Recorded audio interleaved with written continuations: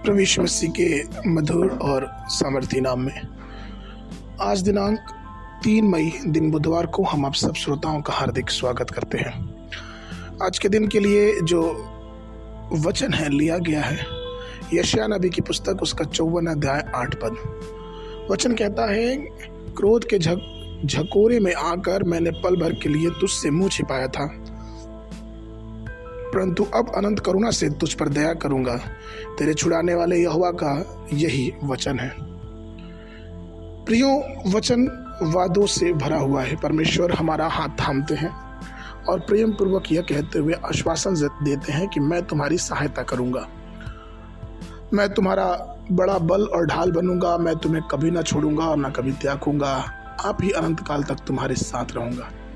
यहाँ तक कि परमेश्वर का वचन कहता है यशायाह नबी की पुस्तक उसका 54 अध्याय के 10वें पद में, चाहे पहाड़ हट जाए और पहाड़ियाँ टल जाएं, तो भी मेरी करुणा तुझ पर से कभी ना हटेगी और मेरी शांतिदायक वाचा न टलेगी। यहोवा जो तुझ पर दया करता है उसका यही वचन है।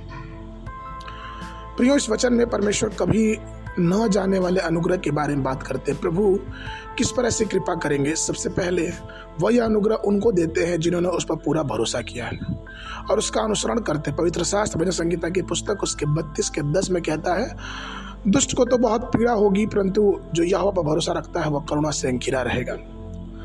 दाऊद ने अपने युवा दिनों में परमेश्वर की दया का अनुभव किया, इसलिए उसने यहोवा पर भरोसा किया और अपना पूरा भरोसा यहोवा पर ही रखा। उसका भरोसा यहोवा पे था। जब गरजने वाले सिंह उस पर चढ़ाई करने लगे तब भालू गुर्रा रहे थे, जब गुलियात ने निंदा की और जब दाऊद ने उसका पीछा किया, इन सब बातों में दाऊद ने यहोवा पर भरोसा रखा। इस कारण यहोवा की करुणा दाऊद पर सदा बनी रही। दाऊद कहता भी है भजन संहिता उसके 71 के 5 में, क्योंकि हे प्रभु यहोवा, मैं तेरी ही बाट जोता आया हूँ, बचपन से मेरा आधार तू ही है।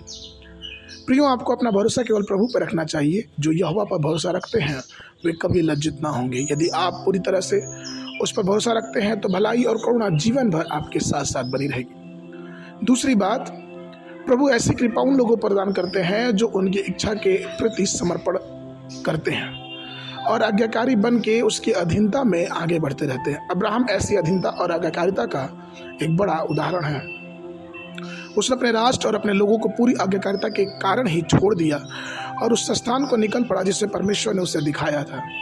यही कारण है कि परमेश्वर के अनुग्रह से इब्राहिम ने पूरे जीवन में ऐसा प्रगति और ऐसी उन्नति किया जो कभी भी कोई इंसान नहीं कर पाएगा। उसका सेवक एलियाजर, जिसने इब्राहिम के जीवन में परमेश्वर का स्थायी रूप और परमेश्वर का अनुग्रह देखा था, उसने भी इस बात से आनंदित होकर गवाही दिया उत्पत्ति की पुस्तक उसके 24 के 27 में कि धन्य है मेरे स्वामी इब्राहिम का परमेश्वर यहोवा कि उसने अपने करुणा और सच्चाई को मेरे स्वामी पर से हटा नहीं लिया।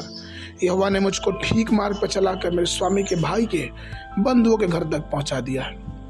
और तीसरा यह है कि परमेश्वर अपना अनुग्रह उन्हें देता है जो धर्मी है। प्रियो, जो परमेश्वर के साथ चलते हैं, जो धर्मी है। नूह के दिनों में सारा संसार पाप में डूबा हुआ था, लेकिन अकेले ही नूह जो था वो परमेश्वर की दृष्टि में अनुग्रह पाया।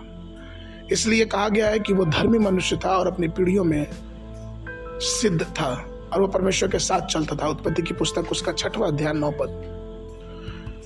चाहे ये संसार में कितना भी पाप हो, दुष्टता हो और अलग अलग की बातें हों, लेकिन हमें प्रियो चाहिए कि हम अपने जीवन में परमेश्वर की करुणा और दया को बड़ी बहुतायत से अपने जीवन में उतार के और इस दुनिया में आगे बढ़ते जाएं, जिससे परमेश्वर के अनुग्रह में हमारा जीवन और भी आगे बढ़े।